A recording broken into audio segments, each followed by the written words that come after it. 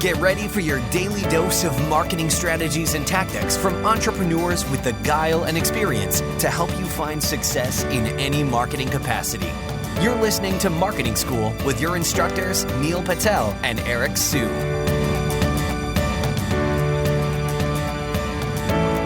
Okay, everyone, it's time for another episode of Marketing School, and today we're going to talk about the best ways to monetize your blog. I'm your host, Eric Su.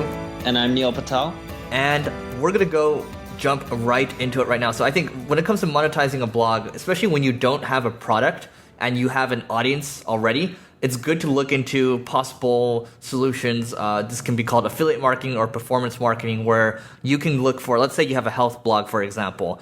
You can go to a site like clickbank.com and you can look for people that are selling health information products, and you can find one that you like and you can push it on your website, whether it's getting people to opt in and pushing them different products, or you can just push it directly like a exit pop-up, or just get them to buy directly with the banner on your site. And that way you can collect perhaps $20-$30 per sale, or even more than that, depending on the type of offer that you're pushing. So affiliate or performance marketing, you can check out ClickBank. There's Commission Junction, there's Share a Sale. There's a lot of different ones out there, and you can even use one called Skimlinks if you're just lazy to find the right offer. Skimlinks will help you put affiliate links across your website, but just keep in mind you want to look out for the keep the quality high on your site. So that's one. Neil, what's another one? Well, avoid ads at all costs. The reason being is ads usually pay the least amount. Yes, it may seem like, oh, this is great money.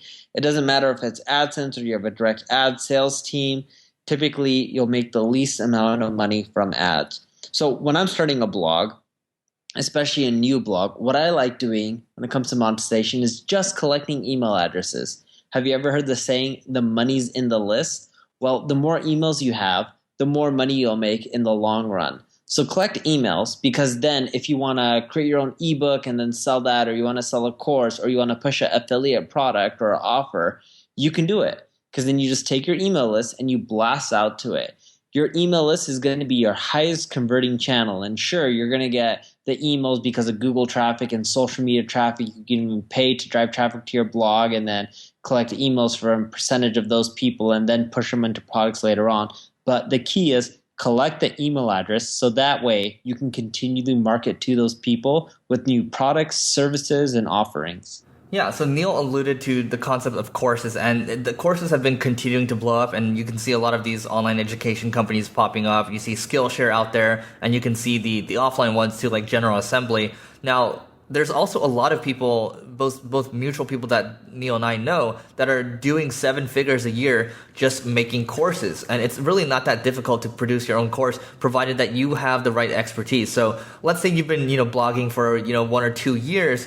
Then this is time where you can think about perhaps producing a course after let's say you've done like ebooks and things like that. The next progression would be moving into courses. So let's say you've done ebooks, you sold the ebooks as a low dollar offer, maybe $7 to $20 for an ebook. Then you can move into perhaps thinking about charging $500, $1,000, or even more than that for a course, because the knowledge that you have is specialized and you have an audience out there that's looking for your stuff. And that's where you can make a lot more money than versus, like Neil said, just selling Google AdSense on your site. That's not going to make you a lot. But what it does tell you, if a lot of people are running ads on a website, it tells you that they're making a lot of money from that site. So that's also something to look out for when you're coming up with ideas as well. Yeah, the other thing to keep in mind is anytime you're trying to monetize your blog, don't be too aggressive at the beginning. You want to build up your audience first before you try any sort of monetization. It'll turn them off. When you have a loyal audience, they're much more likely to buy whatever it may be that you want. And you don't have to monetize through traditional ways. It doesn't always have to be advertising, selling courses, etc.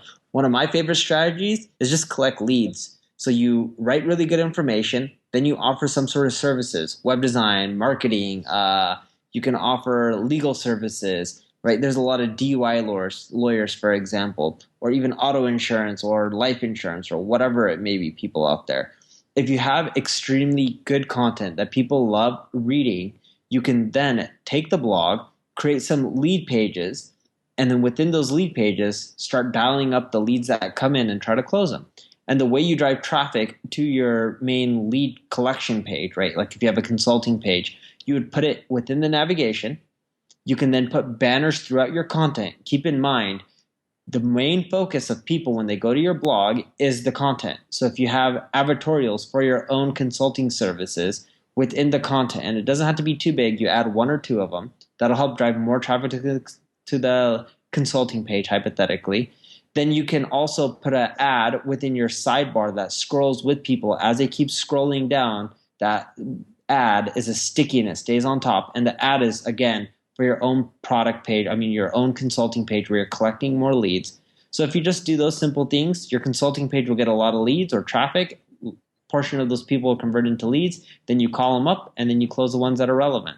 I think a really important concept just for people to, I want to drill this part in, is a lot of people think, creating a blog, everyone's so, it's the same thing as when venture capitalists pour money into startups. They want to see quick returns.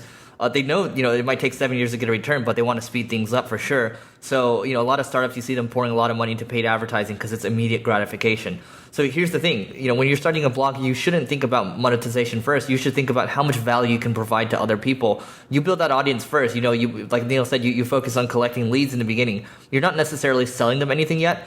For me, for Growth Everywhere, we didn't push anything until maybe a year and a half in, or maybe even longer than that. We just kept growing the audience, and when you have the audience, you're able to sell them anything you want. I remember I had people starting to email me asking me when I would start selling them things, and I think that's something that's powerful in itself because they're ready to be sold to. So building the audience first and building a group of people that trust you, that's the hardest part. After that, figuring out what to sell exactly is the easier part, I think. Neil, do you have anything to add to this? Yeah, when you start getting into monetization, don't just be like, I want to sell an ebook, I want to sell a course, I want to put up ads. First, survey your audience using tools like SurveyMonkey or Qualaroo to find out, hey, what problems are you facing? Once you have a list of problems, you can look at what majority of the people have issues with and see if you can solve that. And then once you can solve that, or if you have idea that you can solve it, go back to those people, survey them. Let's say if they had a problem with, I can't get too much traffic to my website and I don't have any money. Then you can be like, hey, if I created a course on SEO, would you be interested in it? And then you can get all the people to say yes or no.